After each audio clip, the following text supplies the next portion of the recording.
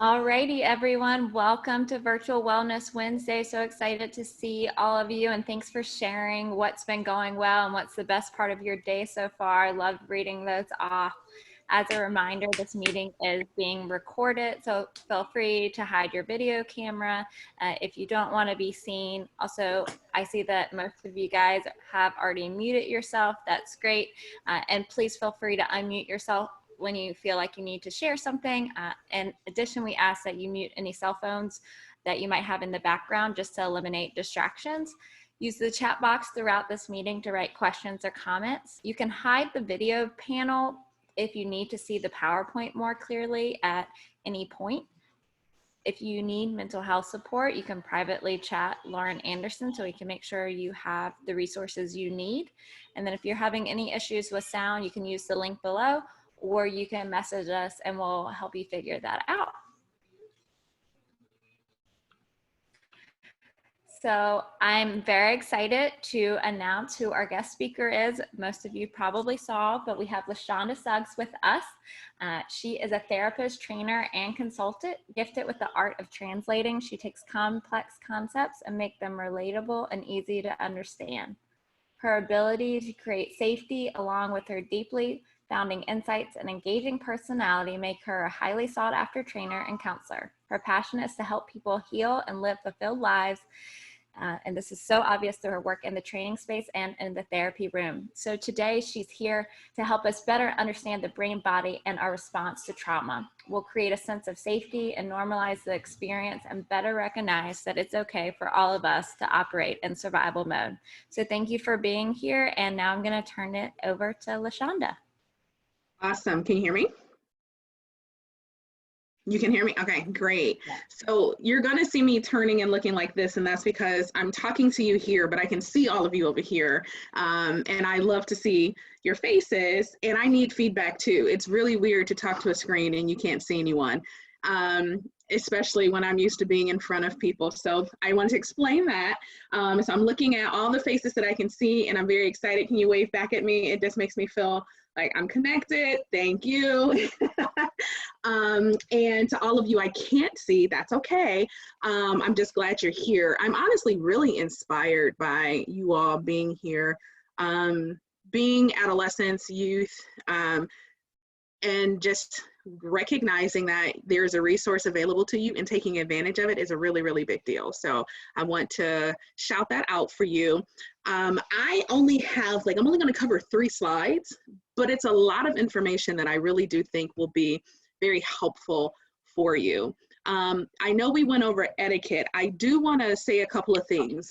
As I'm going through, I'm going to ask a couple of questions that are non-rhetorical, meaning I want you to respond. And when I do that, I'll tell you, and I'm going to ask you to put it in the chat bar. And then Laura Beth is going to kind of read some of those things out, just like she did when she was asking the best part of our day today. But then if I'm talking about something or I start to cover something and you have a question or an example or a comment or a concern, what I would like you to do is either put that directly in the chat bar, or you can just say, I have a question or I have a comment. And Laura Beth will see that and she'll let me know so that we can pause, and then you can unmute yourself and do that, because I really want this to be interactive.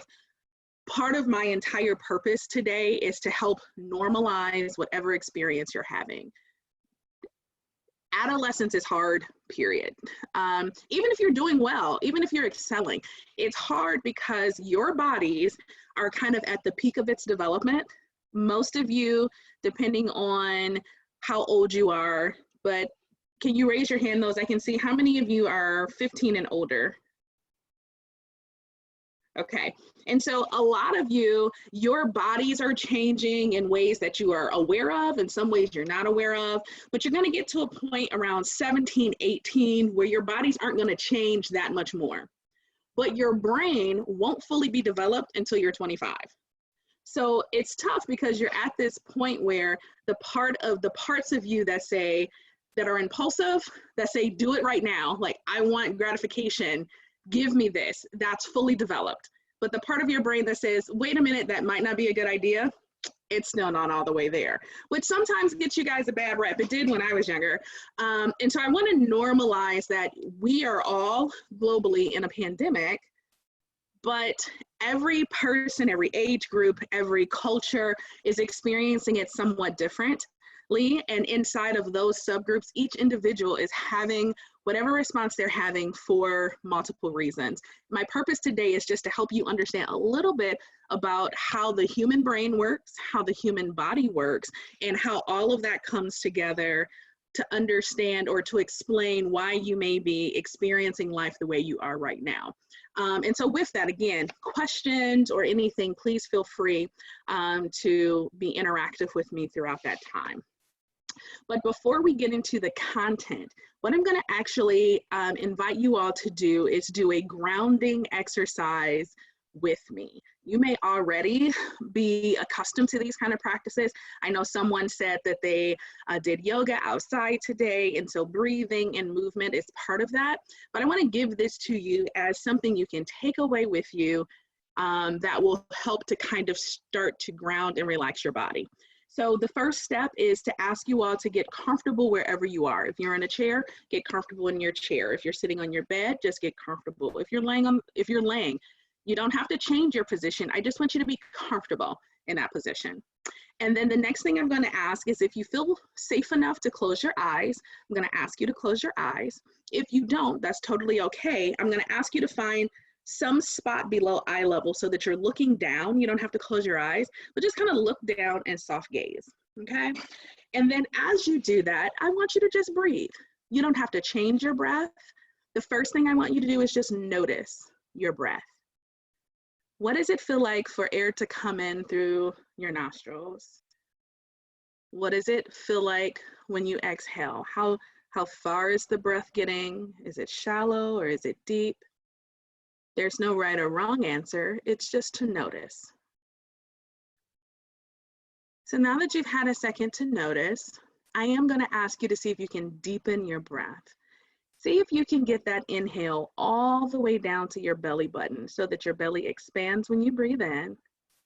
And then when you exhale, that your belly gets smaller. And if you have a hard time doing that, that's okay. But just see how close to your belly button you can get that breath. And to help you do that, I'm going to ask you to breathe in through your nose like you're smelling flowers. I'm going to ask you to breathe out through your mouth like you're blowing out a candle.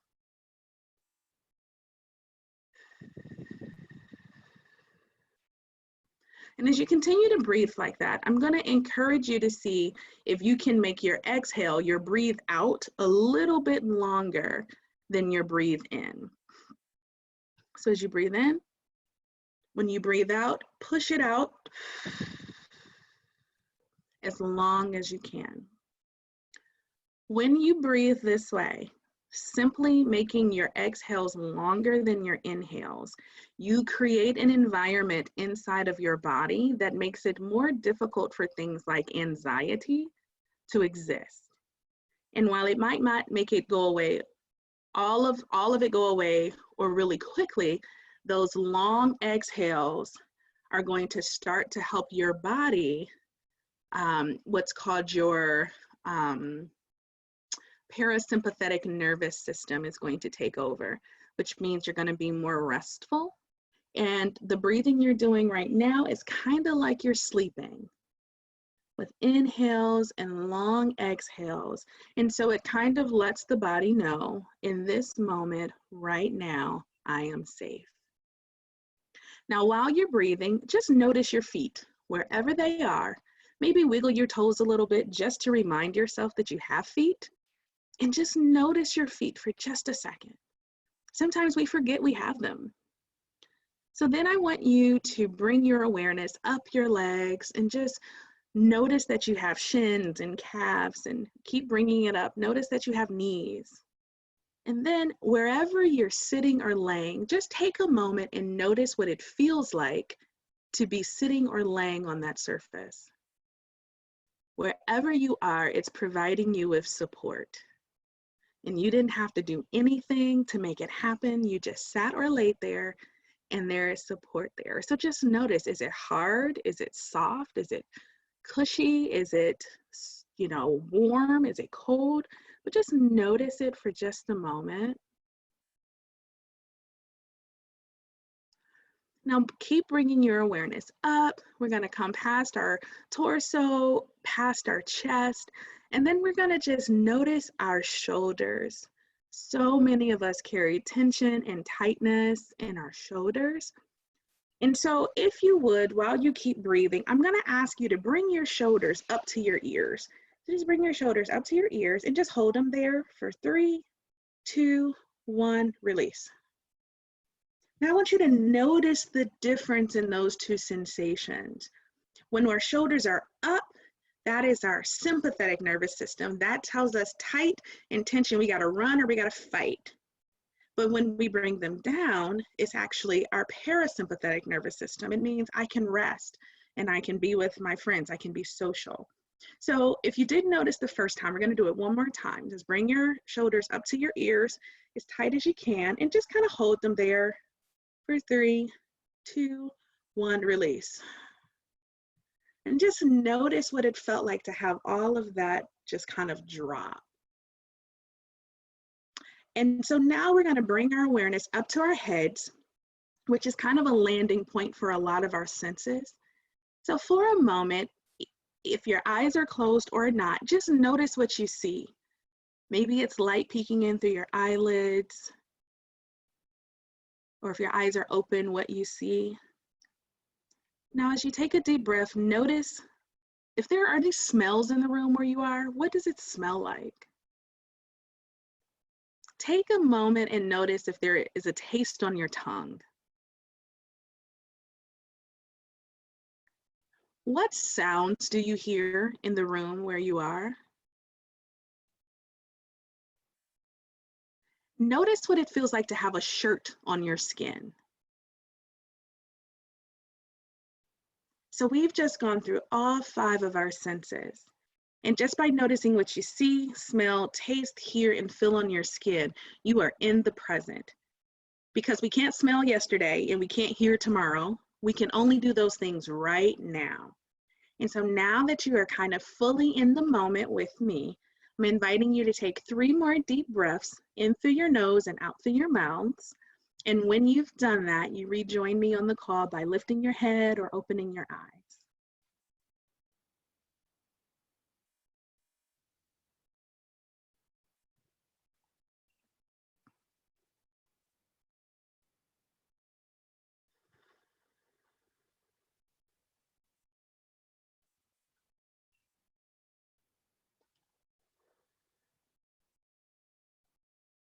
All right, so I see a lot of faces. So this is where I'm going to invite you to chat. I'm going to ask you to put in the chat bar, what was that like for you?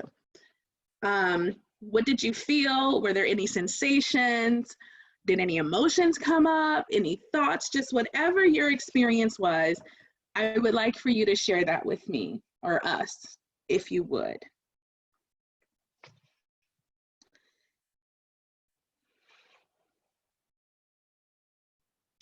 All right, it felt grounded, it felt great. Yeah, it does feel good not to have to think or worry about anything. Grateful, relaxing. Oh, Erin, that's awesome. A release. I love releases. A release of the knot that you've been carrying with you, that's awesome. Calm, much needed. So I did an elongated version of this. You can do that in 5 minutes. We went about 13 minutes, which may feel like a long time if we only have an hour together. But when you have 24 hours in a day, 13 minutes doesn't really feel like a whole long time. And if you're anything like me, you waste multiple 13 minutes all day by mindlessly scrolling through social media, doing nothing. In full disclosure, I have 3 kids and a spouse, so I spend a lot of time in the bathroom because it's the only place I can be alone. I'm not even necessarily doing anything, I'm just in there. But the point is 13 minutes, but you can make it as long or short as you want. Even if this was the only thing that I gave you today, I think it's helpful because our bodies are experiencing what's happening around us in so many ways, and it's bringing things up. Sometimes we don't understand what it is, and sometimes it's hard. And Erin, again, I want to thank you for sharing, because what it what she shared is that it can help release some of these things that we're carrying in our bodies, and we don't even realize what they are or how to get rid of them. So that was the first part. I hope that's a useful tool for you. And I'm going to now move into kind of some information giving. These couple of things I'm going to tell you have been life-changing for me, and they have been life-changing for others. I hope the same for you, but I just want to reiterate, if you have questions or anything, please put it in there and let us know so I can field those at the time. I'm not sure if any of you have ever heard of Dr. Dan Siegel or this thing called the hand brain, but I'm going to show you the hand brain today, which is just a physical representation of what, if our hand was a brain, what that would be like. So I'm actually going to ask you to mimic me, if you will, and raise your right hand. You don't have to repeat after me, just raise your right hand. All right. So if you raise your right hand, your wrist and your arm would represent your spinal column, which is in your back. And inside of that, we have this thing called the vagus nerve. And the vagus nerve, it's very simple how I'm putting it, but really it's a two-way highway that allows your brain to communicate with your body and your body to communicate with your brain. But if you could rub or pat the palm of your hand for me, this part of your hand would represent your brain stem, okay? Your brain stem is the first part of your brain to develop when you're in your mom's belly. It is responsible for everything a newborn baby can do, but you don't want to have to think about to survive. So give your hands a break, and real quick in the chat, tell me what some of those things are. Things that a newborn baby can do, you need to survive, but you don't have to think about it. Cry, absolutely. Breathe, yes. Yep, sleeping, yep. Breathing. So I'm gonna amend drink and say swallow. Yes, look at that, y'all are on it. And these are a lot of the common answers I get, but then there are so many that we forget. So sweating, it helps regulate your temperature. You don't think about that. Most of you probably had some kind of meal today. So yes, look at you, Michaela, body temperature, exactly what I was saying. You ate today, but you did not, after you ate, have a discussion with your body about which intestine the food was supposed to go to. Like, you just didn't do that. Once you put it in your mouth and it tastes good, you are assuming that your body is going to take care of the rest. And it does. Bowel movement, bladder movement. We think we control that stuff. We really don't. If you've ever tried to go when you couldn't, or tried to stop yourself from going before you got to where you're going, you realize how little control we have. So we can prolong the process and like hold it, but we actually don't control our bowels and our bladder. This consciously, this part of our brain does. So it's important to understand that a lot of what happens, the majority of what happens in our daily lives, we have no conscious control over. The brainstem is taking care of like all of our survival, okay? So that's the brainstem. Then if you fold your thumb over, this thumb is going to represent what's called the limbic system of the brain. Now, the names are not specific. It's not that important. There's no quiz or anything like that. I just want you to be aware of so many things that happen just in this small part of our brain. And if you're doing the hand brain with me, you can give your hand a break. So this part of our brain does so much. Couldn't even mention it all, but a few things I want to name. One, it has this thing called the amygdala. The amygdala, I like to compare it to a smoke detector. So when you think about a smoke detector, when I usually ask if we were together, what's the primary purpose of a smoke detector? Most people say to alert you to danger, to let you know if there's a fire. Really, the primary responsibility of a smoke detector is to detect smoke. Like, that's it. And that's what there is a piece of our brain that does that. So if your house is burning down, your smoke detector is going to go off. But oops, I turned the toaster up too high and it's burning toast, your smoke detector will still go off. If you have a smoke detector outside of a bathroom and someone takes a hot steamy shower and the steam gets to the smoke detector is going to go off.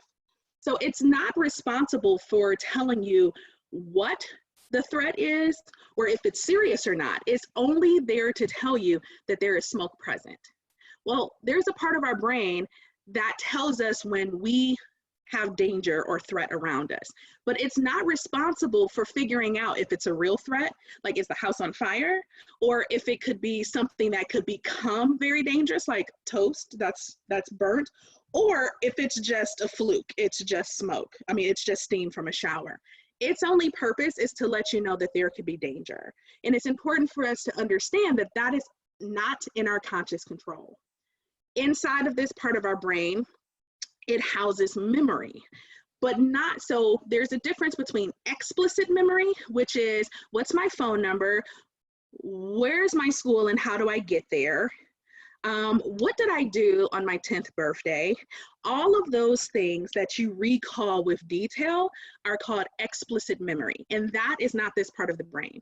This part of the brain holds implicit memory, tying your shoe, you know, so I even take that back. What school, what's the name of my school is explicit memory, but how you can hop in a car or get on a bike or walk to your school without thinking about it, that's implicit memory. Implicit memory is if you've ever known someone or you yourself been in a car accident and you were driving and you were hit from behind. Implicit memory is the memory that causes you to look up at your rearview mirror every time you have to make a sudden stop. You don't think about it, your brain just does it because it houses all of these memories. And I like to call this our mental library. Every single experience that you have had in your life puts a book on the shelf in our mental library. And that can be like interactions you've had, but can also be books, stuff in books you've read, things you've seen on the news, stories you've heard your parents tell, things your friends have told you, all of this information, and it comes through all 5 senses, okay? Smells, puts a book on the mental library, sights and smells and taste and temperatures, all of that. It's why when we really get that, well, I don't know where you all are calling from, but I'm in the Midwest, I'm in Ohio. We got 4 seasons, and let me tell you, the warm ones do not last long enough. So it's like that first breeze of a spring, like it just brings such excitement to me, and it's just a breeze, right? The first time I hear birds chirping, I get excited. It's a sound, but that tells me that spring is coming. And all of that is not explicit memory, but it's implicit memory, and it's held here in my mental library. And it's important for us to understand this because every time we come to a new situation, we are judging that situation based on the books that are already in our mental library. It's why if you've ever had a conversation with someone who's had a very different life and upbringing than you have, and you're talking about one subject and you two just cannot see eye to eye about something, it's because you have 2 totally different sets of books in your library. And in your mind, you're thinking like, it's common sense. How do you not know that? But if a person has never had an experience to put in their mental library, it's not common sense. Common is only as common as your library. That's good. I'm gonna write that down. I've never said that before. That's a good quote though. So give me a second.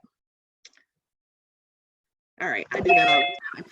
I say real good stuff and I'd be like, oh, I should write that down. But it's true. Common is only as common as your library. So I want you to know that all of that happens inside of this part of your brain, the thumb.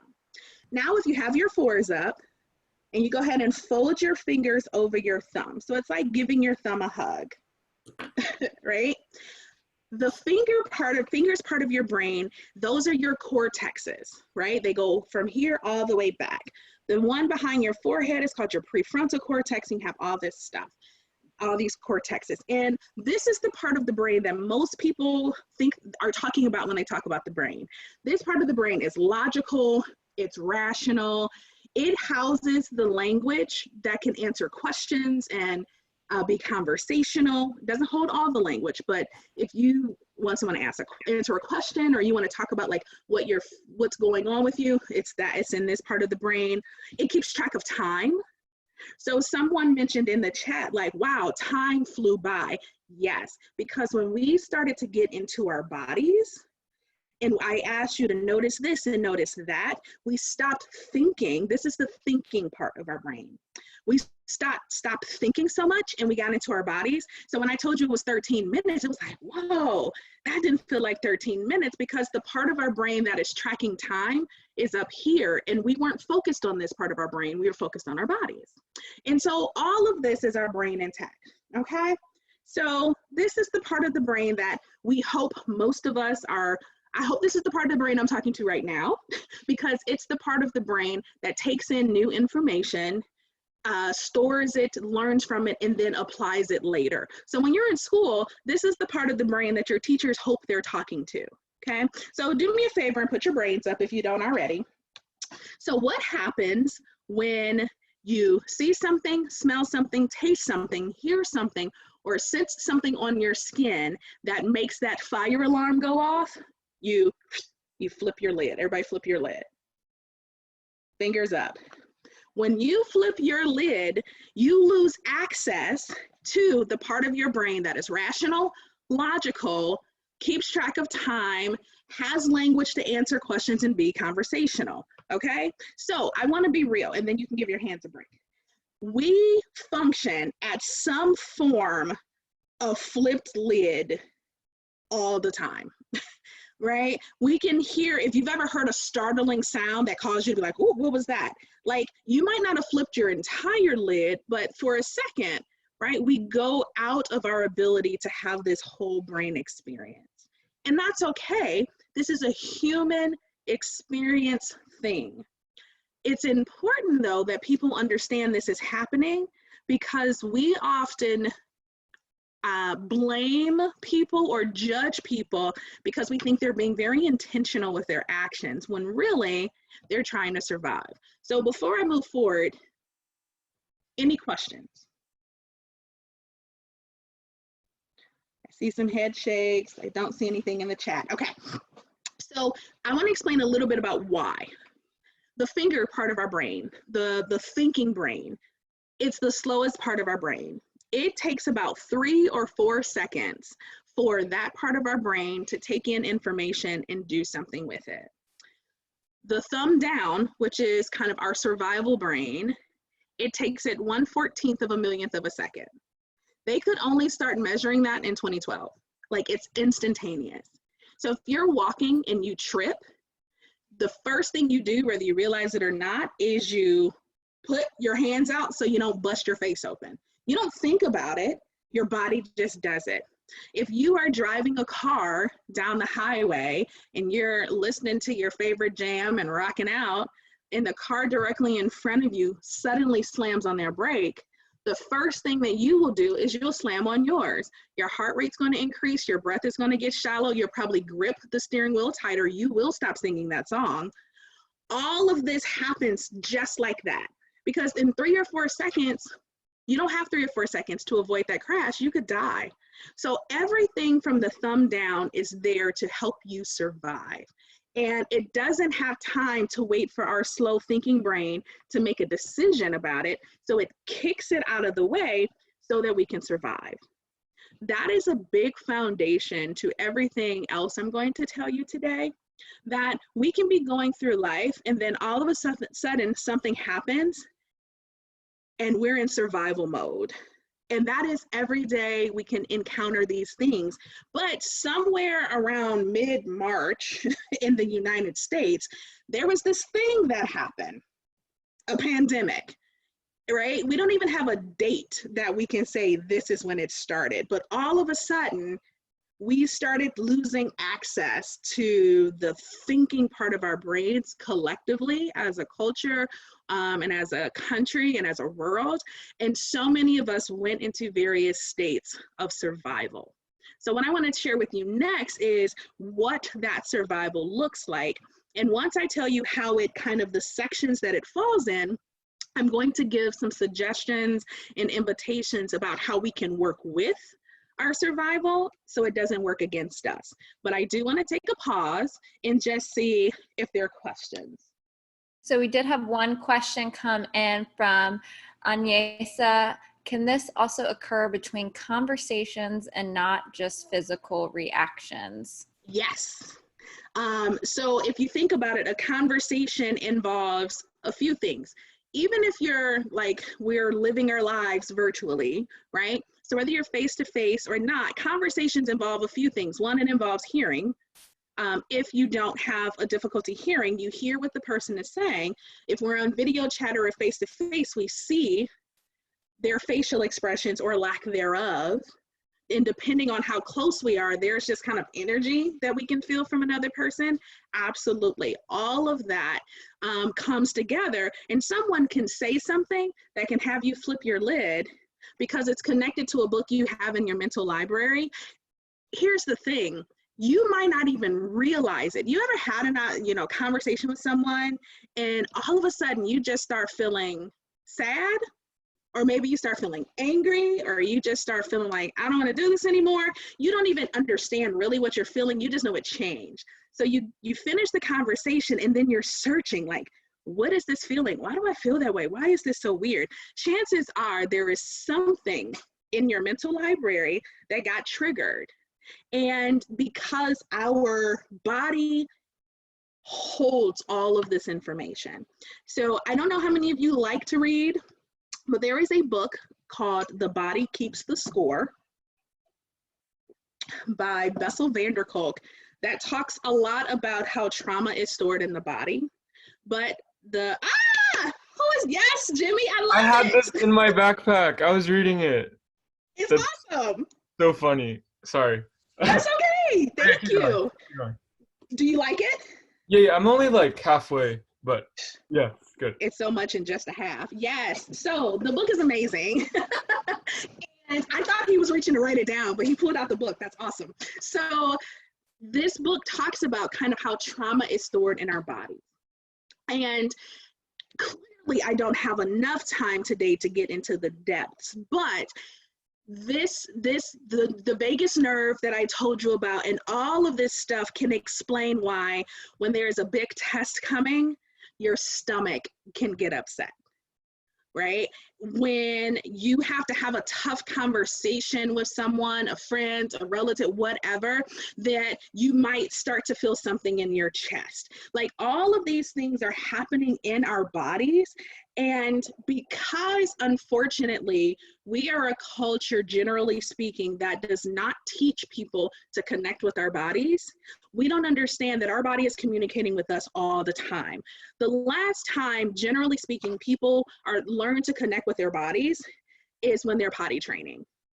So I have twin daughters, and we are on we're heading out of potty training, right? We're in this phase where accidents happen every now and then, but like the bulk of it is done. But you go through this process, and I have a son who's 10, so I've been through this a couple of times, but when you say like, oh, potty training is teaching a kid to go to the bathroom, no, it's not, and I find it very disrespectful that people try to make it that simple. Potty training is actually teaching a small human with limited verbal ability to express themselves how to recognize a sensation in their body, separate that sensation from every other sensation that's happening in their body. When they recognize that sensation, go to a designated place and perform designated tasks like taking off clothes, all before a part of their brain they can't control releases their bile and bladder. That's potty training. Okay, it is not this simple process. And we are constantly trying to help this little child. In this case, like we look for signs. So when one of my daughters is like holding herself, it's like, do you have to go to the bathroom? And depending on how fast and how loud I say it, I scare her. And then it causes her to go to the bathroom on herself because I've scared her. She's flipped her lid. Oops, my bad. One daughter will hide behind the couch, or she used to when she had to go take a bowel movement. And so you're searching around the house. Where is she? We're looking for signs and to help them. And so what'll happen is, in the beginning processes, you might have a child who pees, right? And then they'll come to their caregiver and say, I peed. And the caregiver gets frustrated because it's like, no, don't tell me after you've peed, tell me before. Well, they're still trying to figure out if this thing you're calling pee-pee is actually what happened. So not getting frustrated that it happened before they got to the toilet, but celebrating that they know now that that thing that just happened was pee, that's a good thing. And so it's all because our body is communicating with us. But after potty training, no one says, hey, you know, you and your best friend just had an argument. Where do you feel that in your body? Right? You know, you studied really hard for that test and it didn't go the way that you really wanted it to. Where do you feel that in your body? You didn't study as much as you wanted to, but you aced that bad boy. Where do you feel that in your body? We don't have people talking to us like that. So we have all these experiences and then we try to figure it out. And what our brain does is it wraps a story around our sensations. It doesn't have to be an accurate story. It just has to be a story. And once it wraps a story around it, we start to believe it. And so a lot of conflict that we have in our society today is because a lot of people have stories wrapped around sensations that they believe that may or may not be true, but we will die for some of the stories we have, even if they're not accurate, because we haven't been learning to connect with our bodies. So yes, to the question, can that come up in conversations? Was that a sufficient answer? I hope so. But if I didn't cover something, let me know. It was, thank you. Okay, you're welcome. So now we're gonna move into what is called the fear cascade. When we have flipped our lid and when we're in this process of survival, this is the process, exactly in this order, that our brain would have us to, our brain and our body communicate together, and this is how it wants us to survive. The first thing it wants us to do is flock. Flock means seek safety with someone else. So if you think caveman days, very primitively, safety in numbers. If you look at the wild as it is right now, a lion does not have to attack an entire herd of prey. It just has to find one vulnerable one. That can be a sick one, an injured one, an old one, a young one. It doesn't matter what makes it vulnerable. It just knows that if it can get one vulnerable one, it doesn't have to fight a whole herd. So our brain understands that and it wants us to be in connection with other people. So modern day flocking is kind of like, you know, if you're standing at your locker and all of a sudden a loud noise happens, you may grab the person next to you to come close together, right? If you have a really stressful day, you may be inclined to call your support person, whoever that is, to tell them about your day. All of that is flocking. We are flocking right now. We have come together during a challenging time to talk about wellness. We're flocking. So that's the first thing our brain wants us to do. Find safety with others. But if there are no other people to flock with, or the people we can flock with are not safe, the next thing our brain would have us to do is flee. We need to gain distance from the situation. Now that could literally mean running away. You hear a loud boom. So some people in the hallway are gonna cling together when they hear that loud noise. Some people are gonna just take off running. They don't know where they're going. They don't know where they're running from. They're just gonna run. Some of us are fleers. That's where we land, right? Modern day, you may not right now, sheltered at home, socially distancing, don't have an ability to like run away or go hang with your friends. But what you may do is you may leave common areas of your home and go to a place where it can just be you, right? And even in adolescence, you know, this is more common that you're spending less time in the family communal spaces and more time kind of alone by yourself or with your friends. But it can also mean not answering a phone call or not returning a text message. You know, it could mean finding something, putting in headphones and distracting yourself with music, or binge watching something so that you can get distance from the thing that's in front of you. When I have a deadline and I don't want to do the task, I spend so much time fleeing every single thing that I can to avoid what I'm doing. So yes, Jenny, fleeing can look like avoidant behaviors, depending on what that is, absolutely. Because really what it is it is an attempt to gain distance from whatever the situation or stressor is. If we can't flock and we can't flee, the next thing we do is we'll fight. Now, fight can mean throwing punches and kicks, but not always. Fighting could also be becoming verbally aggressive or defiant. Someone tells you to do something, no, I'm not gonna do it. You know, social distance. I'm not doing that. You can't keep me away from, you know, whomever.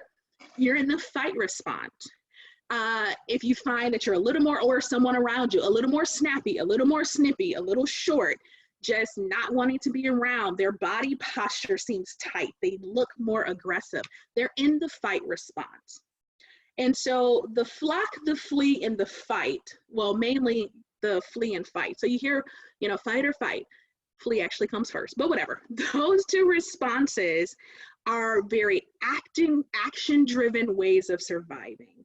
And they can get activated without our permission and without our conscious control anytime there's a threat present. But in order to flock, flee, or fight, there has to be at least some form of safety present. There needs to be enough safety to know that the person I'm flocking with is okay, or that there is somewhere for me to run to. Like I have somewhere I can go, or there's a clear path, or I'm gonna stand my ground and I'm gonna overcome this threat. But when none of that is present in the moment, we move into freeze. Freeze is our flee and our fight on hold. It doesn't mean we won't do those things. It just means there's no clear path. I don't know where I'm going, or I don't know how I'm going to fight. So we freeze. I think of this like a bunny rabbit in the park. If you've ever seen a bunny rabbit in a park with a bunch of kids, occasionally the bunny rabbit will freeze.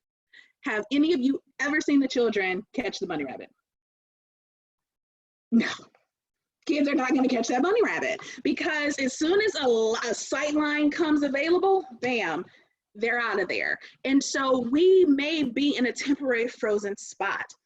This can definitely right now look like binge eating, binge sleeping, and binge watching, right? We get in this state of just like immobility. It's like, I know the things that I want to do or have to do or feel I should do, but it's so hard to do that.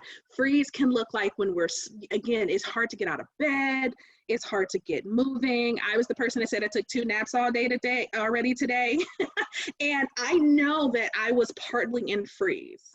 And I know that I go to freeze when I feel overwhelmed with a lot of things that I have to do. So I just get stuck in doing nothing. And so that's freeze. Freeze can still allow us the opportunity to move into action if the opportunity presents itself. But if the opportunity does not present itself and there is no person or group of people that we can flock with, no clear direction to flee, no surety that we can win the fight, we will move into faint. Faint is when really our brain starts to prepare us for death.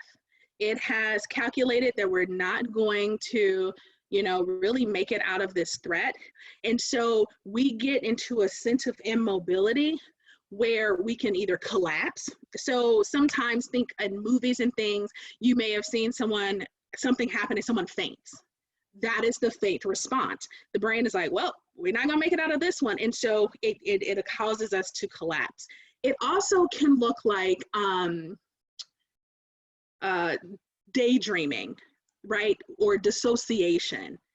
The person's physically with you, but you may have even talked to someone sometimes and you can just see in their eyes, like they're not there, like they're in a different place. And our brain does that because our body may have to take on the physical pain of whatever this threat is, but it allows our mind to go somewhere else to minimize the impact of that. And another form of faint is what we call submit. So sometimes the brain realizes that if we give the threat whatever it needs, our rate of survival increases. So true story, about 15 years ago, I was robbed. Fine story, I'm fine. But I worked in a restaurant, came out of the restaurant and by myself, which I should not have done. I was a manager. But anyway, 2 figures run towards me. The first place I fell was freeze. There was no one to flock with. In actuality, I tried to flock. I had a cell phone with me. I was on the phone with my mother, and I tried to hang up the phone and call 911. That was my attempt to flock. They saw the phone. They said, give me your phone. I couldn't outrun them, and I couldn't beat them in a fight. So every time they demanded something of me, which they were actually very polite, they did not have a weapon. They didn't use any harsh tones. I honestly think they were struggling with addiction. And when they realized I didn't have money, from the restaurant, they looked at each other, they were like, oh crap, you know, and then they told me that they were gonna run away. They were gonna take my keys and throw them near the dumpster. And once I didn't see them anymore, I could retrieve my keys, which I find to be very polite in the grand scheme of people who are gonna rob you.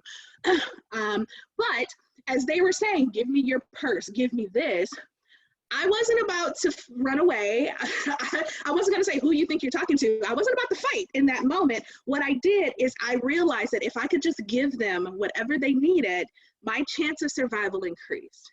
So that is one example. But there are times when your parents or caregivers or teachers have put you in a place where you feel afraid, and when they say things, especially if you think when you're a little kid, like, and don't you do that again, and you're like, okay, now 5 minutes later, you probably went and did the thing you said you weren't gonna do because you were a child. But in that moment, we go into acquiesce. We, because that can make the threat go away. And so this is the full fear cascade. And what I want you to understand about yourselves first and about other people is that you're finding yourself sometime in the midst of this pandemic somewhere on this fear cascade, and so are other people. And what I'm hoping is that when people understand that these are biological drives that we don't control, we can have a little more compassion and a little more empathy for ourselves and for other people. So when you have people who are going to the state house to protest having to stay indoors, so many people judge them. But where do you think they are on the fear cascade? Tell me in the chat bar where you think they fall in the fear cascade.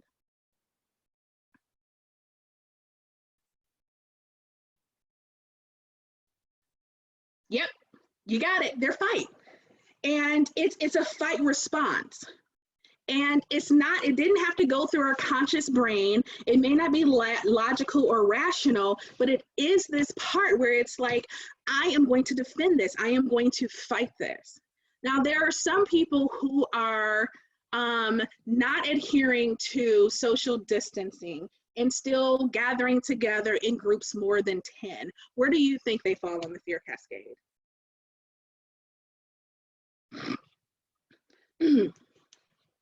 Yes, and Erin, to your point, these can not necessarily have to be isolated. Yes, when they are fighting and they're going to the state capitol, but they're still doing it in a group, that could also satisfy the flock, right?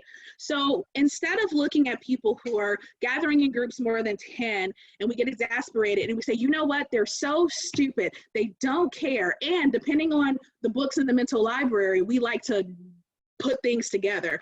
So if I'm not mistaken, from last I checked, it's the millennials who are doing all the flocking and the boomers who are doing all the fight. Like our brain loves stories.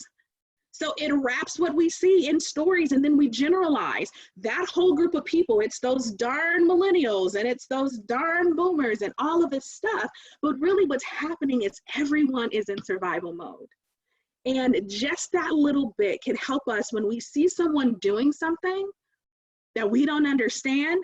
If you have to say to yourself, that's stupid, that's dumb, that didn't make any sense, oh my God, what were they thinking? It tells you what part of the brain it's coming from.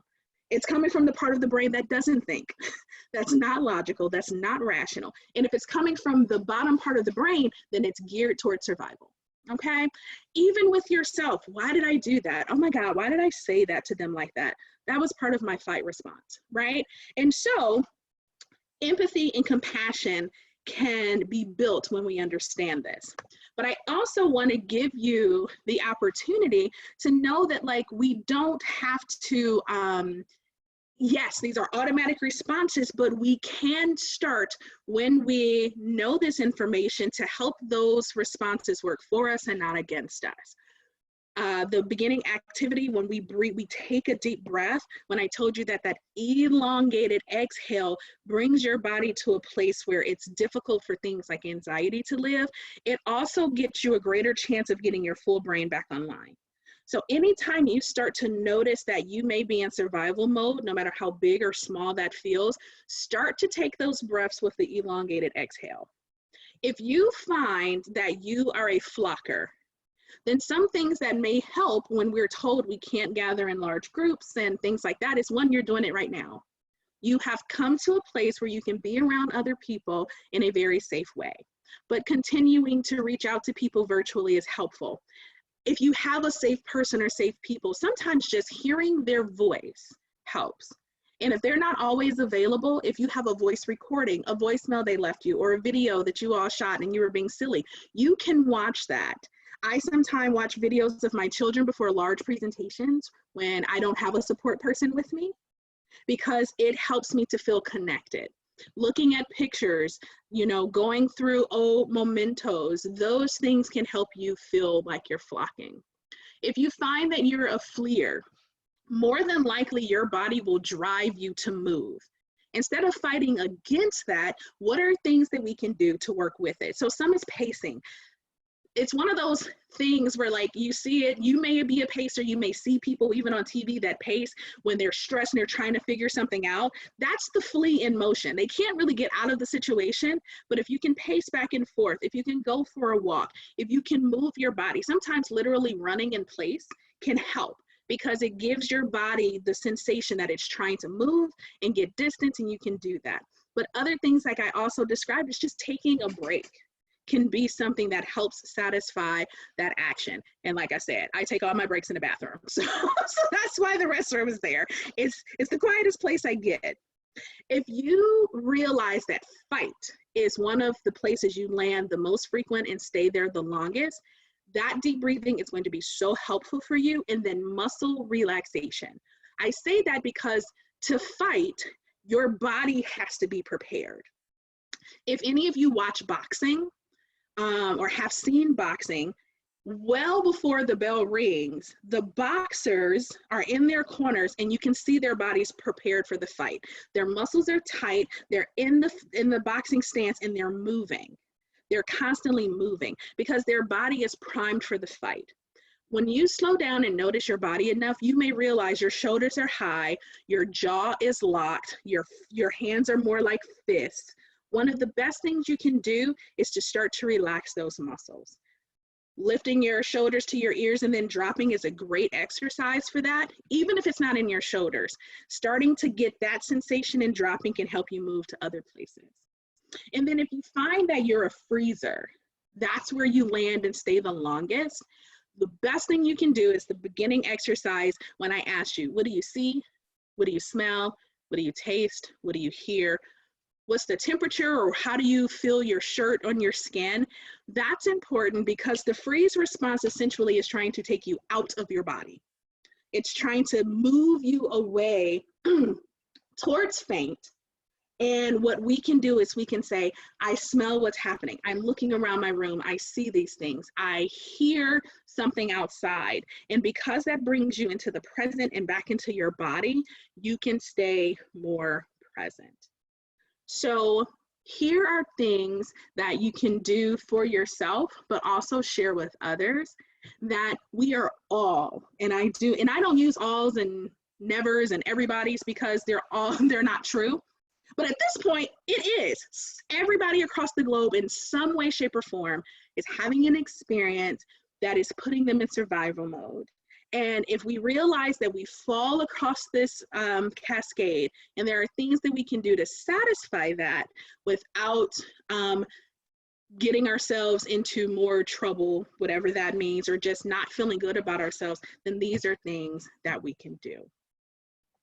So that is all I have for you. I know it was a lot, and it can probably feel like at some point you were like drinking from a fire hydrant, and I tried to scale it back so that it was digestible. But any questions, any comments, anything, any observations, anything anyone wants to share, let me know. While this is very robust, and I train on this, and I do 2-3 day trainings on a lot of information, my hope was that you realize I'm human. This is how I'm responding, and it doesn't have to control me. I can have some control, and I can have empathy for others. Yeah, Okay. thank you so much, LaShonda. It looks like a lot of positive messages coming in. And I know we're close to time, but I hope you guys can stay on for a few extra minutes because we do want to, if you guys have any questions pop up, be able to answer those. In addition, making sure that you sign in because we are going to be sharing LaShonda's podcast link, YouTube link, and contact information to follow up on the work that she's doing. So before we move into the announcement section, does anyone have any questions? I see that was very helpful. I was going to ask for tips being in the freeze stage, but you already answered yes. I found this, regulation slide to be very informative, and I find that like the flock, flee, fight, and freeze, and having a language to better understand and communicate to others what we're going through right now is extremely valuable in these times. So I'll stop talking now. Anyone have any questions? I had a question. Yeah. First, it was amazing. Thank you. You're welcome. Informative. It was entertaining. I thought it was brilliant the way that you described potty training. So I'm going to give that to my sister because she has two. So yeah, I'm going to tell that to her. She'll be very happy. So the question I had is, and I wanted to ask it a little bit before, but you were on a roll and I was like, no, let her go. So I was wondering, how does our brain prioritize what's the most important part in a conversation? So like, for instance, if I'm listening to an inspirational speaker, there's always like that one thing that someone said that stuck out to me. Or if you're getting feedback, you're getting, criticism, there's always like that one thing that sticks with you and that bothers you hours after you heard it. Or even like in arguments, like there's always one sentence that people like really hold on to. And I feel like the brain prioritizes what's the most important at that moment. And it kind of affects our behavior and how we react. So yeah, I was just wondering, is that something or am I just making that up? Thank you, Jordan. You're not making it up. So our brain's top 3 priorities in this order are to keep us alive, keep us safe, and help us avoid pain. And if those 3 things aren't done, nothing else really matters. And so when you give the example, if there are 20 of you on the call and they did an evaluation that was just 1, 2, 3, 4, 5, and 19 of you gave me all 5s, and 1 of you gave me all 5s and 1 4, do you know where I would obsess? The 1 4, right? And so I get that. Partly what happens is that's painful in some way. That's emotionally painful, socially painful. And so our brain is trying to help us avoid pain. And sometimes that means constantly ruminating over the negative so that we don't repeat it. So if you think about primitive times when we lived in caves, it's not as important to realize where the flower bed is, but it is important for me to know where my cousin got ate by the saber-toothed tiger. Why? Because I want to avoid that place. So our brains are geared towards the negative, period. Which is why things like gratitudes, saying out loud or writing your gratitudes and things you're thankful for has to be so intentional, because our brain is constantly looking for danger so that we can stay alive, stay safe, and avoid pain. And so, yeah, it prioritizes because it wants to hone in on where's the threat, where's the danger. And while most of the conversation can be complimentary and they give us one thing to work on, we will hyper focus on that instead of all of the other things because it falls more into that threat category. Did that make sense, Jordan? Okay.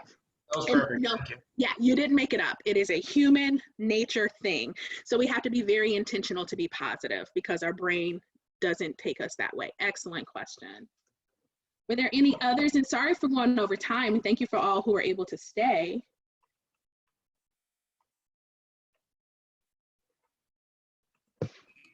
Thank you. Okay, and you said, before I move, just let you know, my YouTube channel, I've been doing videos for probably like 4 to 6 minute videos for about 1.5 years. So it's tons there. But it's very helpful stuff if you want to get a little video to deepen the understanding of some of those things.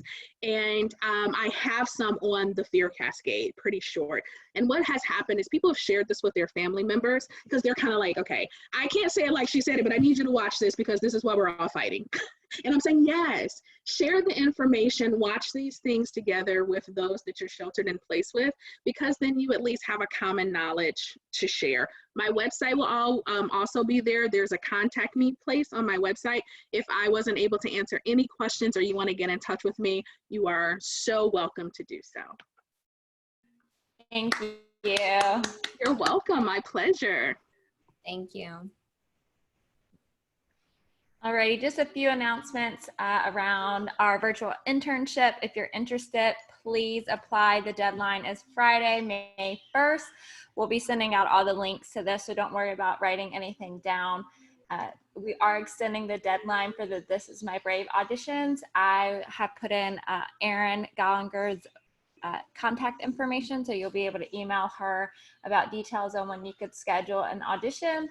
And then our upcoming office hours, you can now register for those, but the topics are around leadership planning, virtual club engagement, and a new Pride campaign. So we'll be sending out the flyer for that and the registration link in the next email. Yes, thank you, LaShonda. And then the very last thing that I wanted to share, that if you guys could take these slides or this meeting recording once you get that recap email and share that with a family member or a friend, that is what we're going to leave you with today for your challenge. So no challenge on social media, just sharing the knowledge or something you learned today with others. So thank you guys for joining. It was so lovely having you, LaShonda, and all 20 plus of you guys on the line.